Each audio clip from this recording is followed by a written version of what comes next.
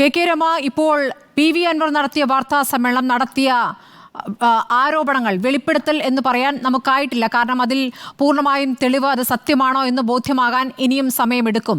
അദ്ദേഹം നടത്തിയ വാർത്താ സമ്മേളനങ്ങൾ ഒരു ശബ്ദരേഖ ഏതായാലും ഒരു SP-യുമായി ബന്ധപ്പെട്ട ശബ്ദരേഖ പുറത്തുവിടുകയും ചെയ്തിരിക്കുന്നു. എന്താണ് ഈ വാർത്താ സമ്മേളനത്തെയും വാർത്താ സമ്മേളനം കഴിഞ്ഞ ശേഷമുള്ള സർക്കാരിന്റെ നിശബ്ദതയെയും കുറിച്ച് കെ രമയ്ക്ക് തോന്നുന്നത്? സ്മൃതി, ഇത് വളരെ ഗൗരവമുള്ള ഒരു വിഷയമാണ്. ഈ ആരോപണം ഉന്നയിക്കുന്നത് പ്രതിപക്ഷത്തിലുള്ള ഏതെങ്കിലും ഒരാളല്ല. ഭരണപക്ഷത്തുള്ള ഏറ്റവും ശക്തനായ, ഏറ്റവും പ്രബലനായ ഒരു MLA ആണ് സ്വന്തം പാർട്ടിയിലെ ആഭ്യന്തര വകുപ്പിനെതിരെ, ആഭ്യന്തര മന്ത്രിക്കെതിരെ, അതിനകത്ത് ഉള്ള ഉപജാപ സംഘങ്ങൾക്കെതിരെ പരസ്യമായിട്ട് ഇപ്പൊ പറഞ്ഞിരിക്കുന്നത്.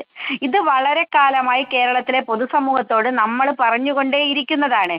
കേരളത്തിലെ പ്രതിപക്ഷം ഉൾപ്പെടെ, നമ്മൾ ഉൾപ്പെടെ പല ഘട്ടങ്ങളിലായി ഈ തരത്തിൽ മുഖ്യമന്ത്രിയെ നിയന്ത്രിക്കുന്നത്, പാർട്ടിയെ നിയന്ത്രിക്കുന്നത്, അല്ലെങ്കിൽ ഭരണത്തെ നിയന്ത്രിക്കുന്നത് ചില സംഘങ്ങളാണ്, ചില ഉപദേശകന്മാരാണ്.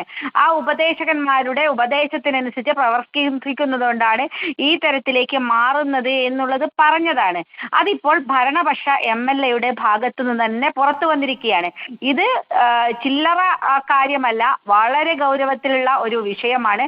അതിൽ കൊലപാതകം ഉൾപ്പെടെ ഈ ADGP-ക്കെതിരെ ഇത്രയും ഗുരുതരമായ ആരോപണം ഉന്നയിച്ചിട്ട് കേരളത്തിലെ ആഭ്യന്തര വകുപ്പ് മന്ത്രി ഇതുവരെ പ്രതികരിച്ചിട്ടില്ല. മണിക്കൂറുകൾ കഴിഞ്ഞു. അദ്ദേഹം ഇന്നലെ മുതൽക്ക് PV അൻവർ തുടങ്ങിയതാണ്. സ്വന്തം പാർട്ടിയിലെ MLA, അതാണ് പുറത്തു നിന്നുള്ള ആളല്ല, ഒരു ഭരണകക്ഷി MLA-യാണ് ഈ വളരെ ഗുരുതരമായ ആരോപണങ്ങൾ, ക്രിമിനൽ കുറ്റം ഉൾപ്പെടെയുള്ള ആരോപണങ്ങൾ ഉന്നയിച്ചുകൊണ്ടേയിരിക്കുന്നത്.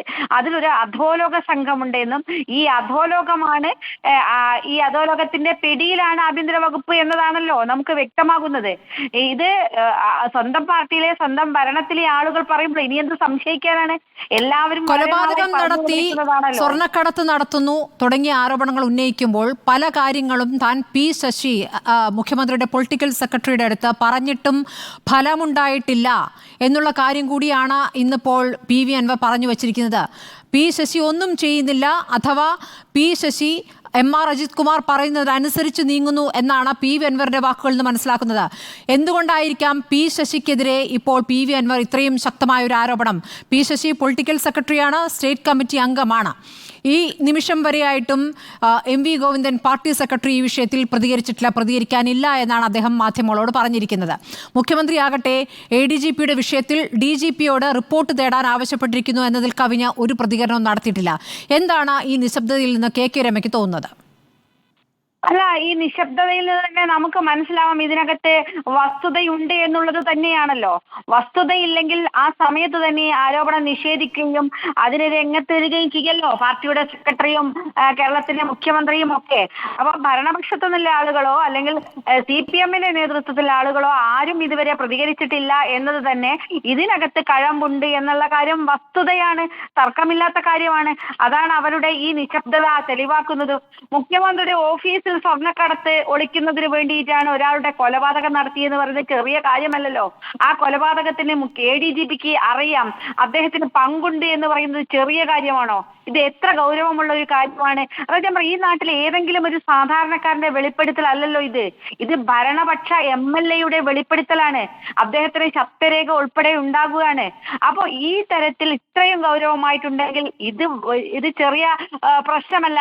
അതിനകത്ത് പ്രതികരിക്കേണ്ട ആളുകൾ പ്രതികരിച്ചില്ല എന്ന് പറയുന്നത് നടക്കുന്നുണ്ട്. അതാണ് ഈ ആഭ്യന്തര വകുപ്പിനെ നിയന്ത്രിക്കുന്നത് ഈ ഉപജാപക സംഘമാണ് എന്ന് പറഞ്ഞാൽ കേരളത്തിലെ മുഖ്യമന്ത്രിയെ നിയന്ത്രിക്കുന്നത് ഇവരാണ് എന്നാണല്ലോ. ഇതിന്റെയൊക്കെ പിടിയിലാണ്, ഈ അധോലോക സംഘത്തിന്റെ പിടിയിലാണ് കേരളത്തിലെ മുഖ്യമന്ത്രി എന്നാണല്ലോ അൻവർ പറഞ്ഞു വെക്കുന്നത്. അതാണ് അതിലപ്പുറം ഉള്ള ഒരു വിഷയം. ഇനി എന്താണ് പറയാനുള്ളത്? എന്താണ് അൻവർ ഉദ്ദേശിക്കുന്നത്? എന്താണ് ഇതിനകത്ത് നടക്കുന്നത്? ഇതാണല്ലോ വളരെ കാലമായി കേരളത്തിലെ പൊതുസമൂഹം ചർച്ച ചെയ്തുകൊണ്ടിരിക്കുന്നത് ഒരു വിഷയമാണിത്. മുഖ്യമന്ത്രിക്കെതിരെ നിരന്തരം നമ്മളൊക്കെ പറഞ്ഞുകൊണ്ടേയിരിക്കുന്ന കാര്യമാണ് ഭരണപക്ഷത്തു നിന്ന് വരുന്നത്. ഇന്ന് ഫേസ്ബുക്കിലൊക്കെ നിങ്ങൾ എടുത്തു നോക്കൂ, പല CPM-ന്റെ പ്രധാനപ്പെട്ട ആളുകളും പറയാണ് ഞങ്ങളിത് നേരത്തെ പറയണമെന്ന് വിചാരിച്ചതാണ്, തന്റെ ഇടത്തോടെ പറയാൻ തുനിഞ്ഞ MLA-ക്ക് അഭിവാദ്യങ്ങൾ എന്നൊക്കെ പറഞ്ഞ് പല CPM-ന്റെ ആളുടെ ഭാഗത്തുനിന്ന് പോസ്റ്റ് വരികയാണ്. അപ്പോൾ ഈ പാർട്ടികത്ത് പുകഞ്ഞുകൊണ്ടിരിക്കുന്ന ഒരുപാട് കാര്യങ്ങളാണ് ഇങ്ങനെ മറ നീക്കി പുറത്തു വരുന്നത്. ഇത് ഈ എം.ആർ. അജിത് കുമാറിനും പി ശശിക്കും തമ്മിലുള്ള ബന്ധം എന്ന നിലയ്ക്കാണ് PV അൻവർ ഇന്ന് വാർത്താ സമ്മേളനത്തിൽ പറഞ്ഞത്. അതിൽ മുഖ്യമന്ത്രിയെ പൂർണ്ണമായും കുറ്റവിമുക്തനാക്കിക്കൊണ്ട് അദ്ദേഹം ഇടയ്ക്കിടയ്ക്ക് ചില കാര്യങ്ങൾ പറയുന്നുണ്ടായിരുന്നു. 29 വകുപ്പുകൾ നോക്കേണ്ടി വരുന്ന മുഖ്യമന്ത്രിക്ക് പല കാര്യങ്ങളും അറിയാതെ പോകുമെന്നും 4 ചായക്കട നടത്താൻ പോലും ഒരാൾക്ക് ഒറ്റയ്ക്ക് സാധിക്കില്ല എന്നൊക്കെ അദ്ദേഹം പറയുന്നുണ്ട്. ഈ എം.ആർ. അജിത് കുമാറിനും മുഖ്യമന്ത്രിയും തമ്മിൽ ബന്ധമുണ്ട് എന്നുള്ളതിന് നേരത്തെയും തെളിവുകൾ നമ്മുടെ മുന്നിലില്ലേ? മുഖ്യമന്ത്രി ഈ ലോക്സഭാ തെരഞ്ഞെടുപ്പിന് ശേഷം നടത്തിയ വിദേശയാത്ര, കുടുംബസമേതം നടത്തിയ വിദേശയാത്ര വലിയ ചർച്ചയായിരുന്നല്ലോ. ആ വിദേശയാത്രയിൽ എം.ആർ. അജിത് കുമാറും അദ്ദേഹത്തിന്റെ ഭാര്യയും സിംഗപ്പൂരിലേക്ക് മുഖ്യമന്ത്രിക്കൊപ്പം എന്തിനു പോയി എന്നൊരു ചോദ്യം ഉയർന്നിരുന്നു. ആ ചോദ്യം ഉയർന്നത് മാധ്യമങ്ങളിൽ നിന്നല്ല, ചീഫ് സെക്രട്ടറിയിൽ നിന്നാണ്. കാരണം ചീഫ് സെക്രട്ടറിയെ രേഖാമൂലം അറിയിക്കാതെയാണ് അദ്ദേഹം അങ്ങനെ ഒരു യാത്ര നടത്തിയത്. അതിന് എം.ആർ. അജിത് കുമാർ നൽകിയ മറുപടി, ഇത് തെരഞ്ഞെടുപ്പ് കാലമായതുകൊണ്ട് ഞാൻ തെരഞ്ഞെടുപ്പ് കമ്മീഷനോട് ചോദിച്ചിട്ട് തെരഞ്ഞെടുപ്പ് കമ്മീഷൻ വിശദീകരണം നൽകിയിട്ടാണ് പോരെന്നാണ്.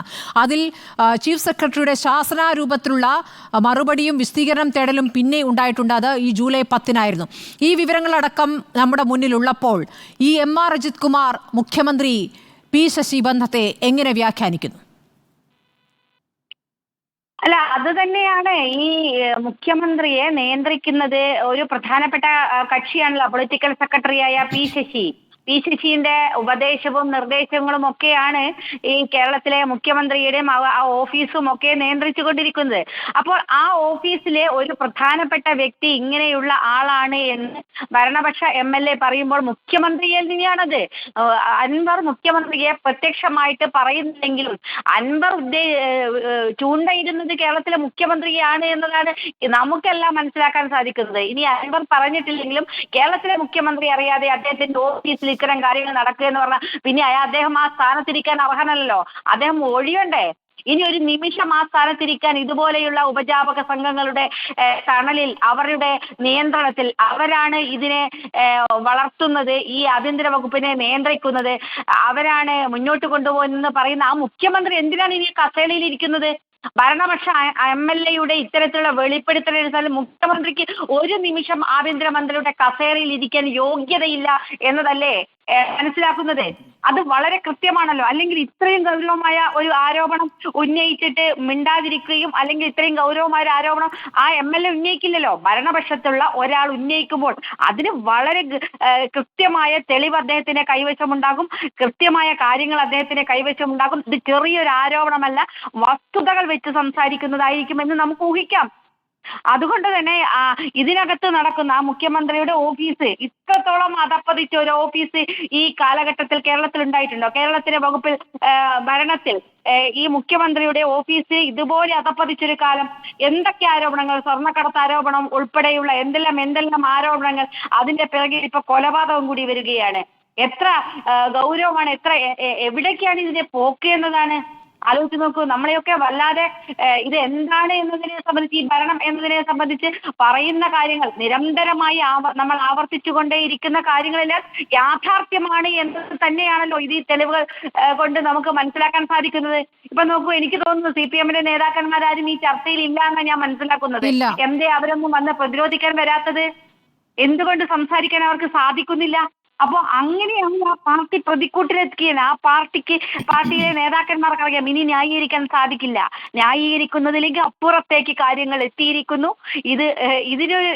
ഇനി ADGP-ക്കെതിരെ അടിയന്തരമായി അദ്ദേഹത്തെ മാറ്റി നിർത്തേണ്ട ആ സ്ഥാനത്ത് നിന്ന്. ഇത്രയും ഗുരുതരമായ ആരോപണങ്ങൾ ഉന്നയിച്ച് ADGP-യെ മാറ്റി നിർത്തണം. ഇത് അന്വേഷണം കേരളത്തിലും പുറത്ത് മറ്റൊരു ഏജൻസിയെ ഏൽപ്പിക്കണം. എന്താണ് ഈ ആഭ്യന്തര വകുപ്പിൽ നടക്കുന്നത്, ഈ ഉന്നത പോലീസ് ഉദ്യോഗസ്ഥന്മാർ എന്താണ് ചെയ്യുന്നത് എന്നതിനെ സംബന്ധിച്ച്, പിന്നെ എങ്ങനെയാണ് സാധാരണക്കാരന്റെ ഒരു കേസിനെ സംബന്ധിച്ച് അന്വേഷിക്കാൻ കഴിയുക? ഇപ്പൊ കോഴിക്കോടുള്ള ഒരാളെ കാണാതായതുമായി ബന്ധപ്പെട്ട് നേരത്തെ നിങ്ങളെ ചാനൽ റിപ്പോർട്ട് കൊടുത്തതുണ്ടല്ലോ. അവരിപ്പോ വീണ്ടും എന്ന് പറയുന്ന കുറെ കാര്യങ്ങളുണ്ടല്ലോ. വ്യവസായിയുടെ കുടുംബം. അതെ, അതൊക്കെ വളരെ ഗൗരവമുള്ള വിഷയമാണല്ലോ. ഈ ആഭ്യന്തര വകുപ്പ് ഇങ്ങനെയായി, ഉദ്യോഗസ്ഥന്മാർ ഇങ്ങനെയാൽ സാധാരണ മനുഷ്യർ ആരോടാണ് നീതിക്ക് വേണ്ടി ചോദിക്കേണ്ടത്? ആരാണ് വാങ്ങിച്ചു കൊടുക്കേണ്ടത്? എവിടെയാണ് ചില ഇത്തരത്തിലുള്ള സംഘങ്ങൾ, ആരുടെ താല്പര്യമാണ് ഇവർ സംരക്ഷിക്കുന്നത് അറിയണമല്ലോ. എന്തിനാണ് ഇത്തരം താല്പര്യം സംരക്ഷിക്കുന്ന ആളുകളൊക്കെ ഉദ്യോഗസ്ഥരുടെ തലപ്പത്തിരിക്കുന്നത്? ഇവിടെ സാധാരണക്കാർക്ക് ജീവിക്കാൻ കഴിയുമോ? സാധാരണക്കാർക്ക് ഏതെങ്കിലും തരത്തിൽ അനുകൂലമായ തീരുമാനങ്ങൾ ഉണ്ടാകുമോ? എവിടെ പോയി പറയണം എന്നൊരു അവസ്ഥയിലേക്കല്ലേ കാര്യങ്ങൾ പോകുന്നത്? ഇത് അങ്ങനെ മുന്നോട്ട് കൊണ്ടുപോകാൻ സാധ്യമല്ല. ഇത് അടിയന്തരമായിട്ട് മറ്റൊരു ഏജൻസിയെ കൊണ്ട് അന്വേഷിപ്പിച്ച് വസ്തുതകൾ പുറത്തു കൊണ്ടുവരണം. ഇത് ചെറിയ കാര്യമല്ല, ചെറുതായിട്ട് ഇതിനെ കാണാൻ സാധിക്കില്ല. ഭരണപക്ഷത്തുള്ള ആളിന്റെ ഏറ്റവും കൃത്യമായ ചില നിരീക്ഷണങ്ങളായിട്ടാണ് താൻ ഏത് നിമിഷവും കൊല്ലപ്പെട്ടേക്കാം എന്നുകൂടി പറഞ്ഞിട്ടാണ് വാർത്താ സമ്മേളനം PV അൻവർ നിർത്തിയത് എന്നിടത്താണ് അതിന്റെ ഗൗരവം നിൽക്കുന്നത്.